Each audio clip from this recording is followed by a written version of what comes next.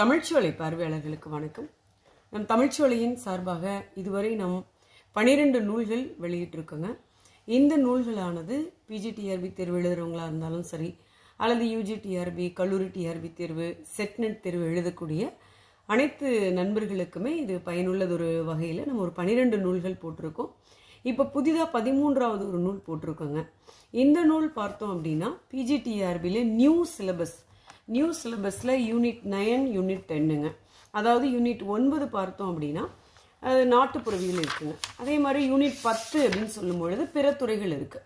பிற துறைகளில் தொலைக்காட்சி, வானொலி, கணினி, தொல்லியல், திரைப்படம் இதெல்லாம் அடங்கியிருக்குங்க. இப்போ நம்ம போட்டிருக்கிற இதை 13வது நூலில் என்ன உள்ள கண்டென்ட் இருக்குது, வினாக்கள் என்ன மாதிரி இருக்கும் அப்படின்னு நம்ம இந்த காணொலியில் சொல்ல போகிறோங்க. இதில் பார்த்தீங்க அப்படின்னா யூனிட் 9, அதாவது யூனிட் 9 அலகு 9ல் நாட்டுப்புறவியல் நம்ம முழுமையாக கொடுத்துருக்கோங்க. பொதுவாக மொத்தமாக இந்த நூலில் எத்தனை வினாக்கள் இருக்குது அப்படின்னு பார்த்துடலாம். பாருங்கள், 1493ங்க. 1493 வினாக்கள் இருக்குங்க.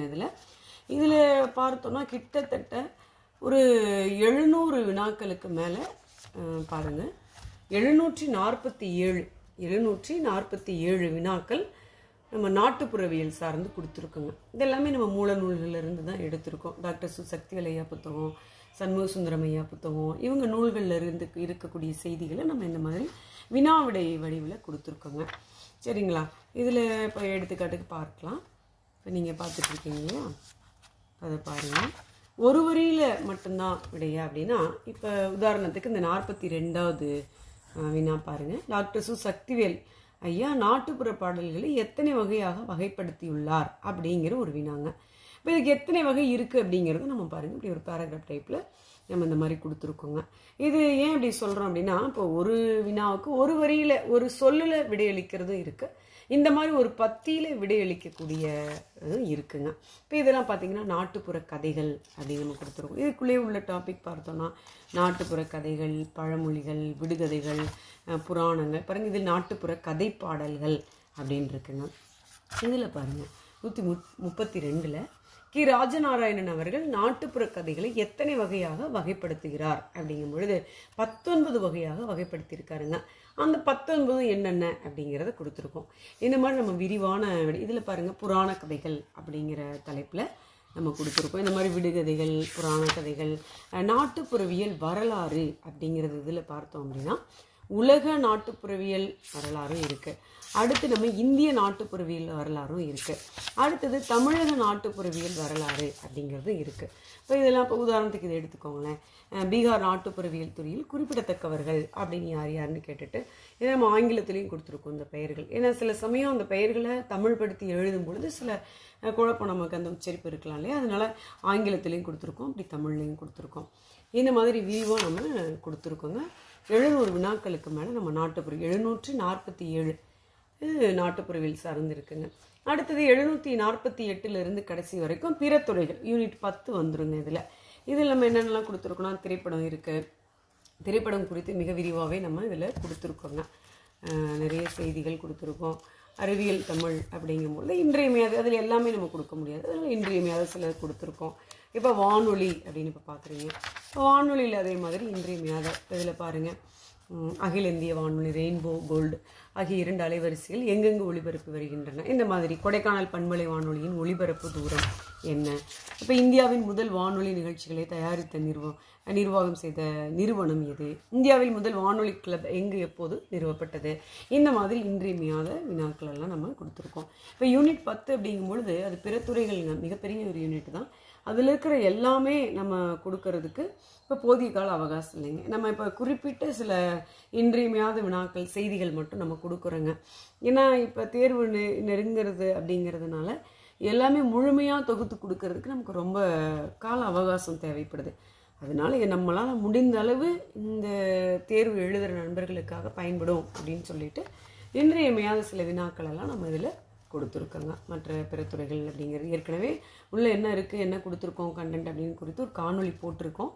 அப்போ புத்தகம் வரல, நம்ம சாஃப்ட் காப்பி காமிச்சு தான் போட்டோம்.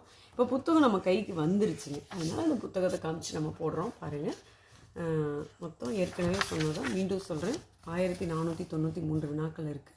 அதில் 747 வினாக்கள் யூனிட் 9க்கு. மீதி இருக்கிறதெல்லாம் வந்து அழகு 10ல் இருக்கிறதுங்க. அது இல்லாமல் பின்னாடி இந்த மாதிரி பின் இணைப்பு கொடுத்துருக்கோம்.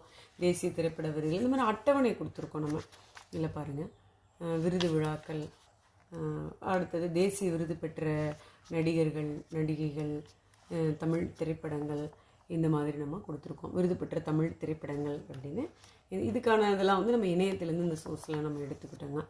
அடுத்து சில பின்னிணைப்பாக நம்ம சாகித்ய அகாடமி விருது இதில் கொடுத்துருக்கோம். ஏன்னா நம்ம 12 நூல்களில் அப்டேட் பண்ணாமல் இருக்குது இந்த சாகித்ய அகாடமி. ஸோ இதில் வந்து சாகித்ய அகாடமி நம்ம அப்டேட் பண்ணி கொடுக்குறோம். தமிழுக்கான சாகித்ய அகாடமி விருது பெற்ற எழுத்தாளர்கள் பட்டியல் இப்போ வரைக்கும் இந்த 2024 வரைக்கும் கொடுத்துருக்கோம். தமிழில் சிறந்த மொழிபெயர்ப்பாளருக்கான சாகித்ய அகாடமி விருதுன்னு கொடுத்துருக்கோங்க. ஸோ இதுதான் மொத்தம் 192 பக்கங்கள் இருக்குங்க. கடைசி அட்டைப்படத்தில் கடந்த பிஜிடிஆர்பி தமிழ் 2022 நடைபெற்ற தேர்வில் வெற்றியாளர்கள் யார் யார் அப்படிங்கிறது, அவங்களுடைய ரோல் நம்பர், பெயர், அவங்களுடைய புகைப்படம் இதெல்லாம் நம்ம கொடுத்துருக்கோங்க. இதுதான் மொத்தம் 192 பக்கங்கள் இருக்குது. 747 வினாக்கள் யூனிட் 9க்கு, மீதி இருக்கிறதெல்லாம் யூனிட் 10ல் இருக்குங்க. இதுதான் நம்ம புத்தகம். இது நம்மளுடைய அட்டைப்படம், முன் அட்டைப்படம், பின்னாடி அட்டைப்படம், அடுத்தது உள்ளே இருக்கிறது. இது மொத்தம் நம்ம போட்டிருக்கிற லிஸ்ட்டுங்க. இது வரைக்கும் மொத்தம் 13 புத்தகங்கள். அது மொத்தம் பார்த்திங்கன்னா 4000 ரூபாய் வருதுங்க. இந்த புத்தகம் மட்டும் 220 ரூபாங்க. நீங்கள் நேரில் வாங்கினீங்க அப்படின்னா, கொரியர் அனுப்பணும் அப்படின்னா 250 ரூபாங்க. இந்த நம்பர் தான் நம்ம நீங்கள் தொடர்பு கொள்ள வேண்டிய அலைபேசி எண்.